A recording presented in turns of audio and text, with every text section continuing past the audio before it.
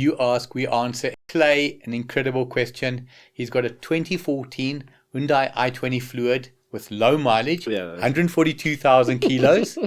You're already thinking, why is he looking at buying? He's got the following requests. 250,000 budget cap. Happy to look at Chinese.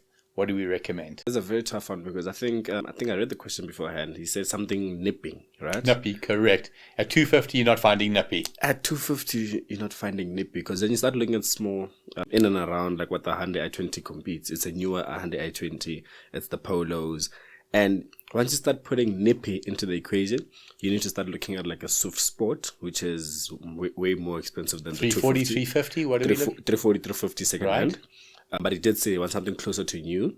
And then when you look at there's an i20, the newest i20, it's called the N line. It has 2 exhausts. That is nippy.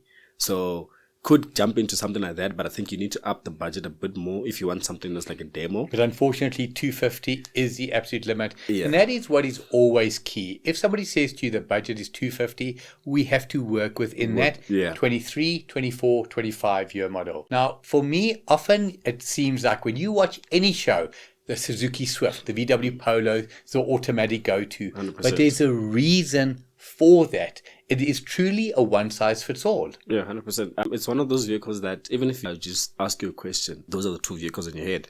You don't have to crack your head in terms of finding out which vehicle to go for. So those are the vehicles that people always recommend because it makes sense. Whatever your budget is, you are buying to the maximum of your budget. But if I'm spending 250, I don't want any surprises. Surprises in maintenance, surprises in fuel consumption. When I look at the Suzuki Swift or the VW Polo, what surprises are there? There's no surprises. You know everything. Even if you go to a mechanic, for example, the mechanic already knows what the problem is if it has a problem before you tell him what the problem is. Or go to a parking lot and the car on your left or the car on your right will be a Polo or a Swift. So I think it's fair to say that is our recommendation. Yes, 100% recommendation. Look at the Polo or the Swift, maybe an i20, but I think you just need to get that nippy out of your mind. Now, you driving a Citroen today. Yes. Is that an option?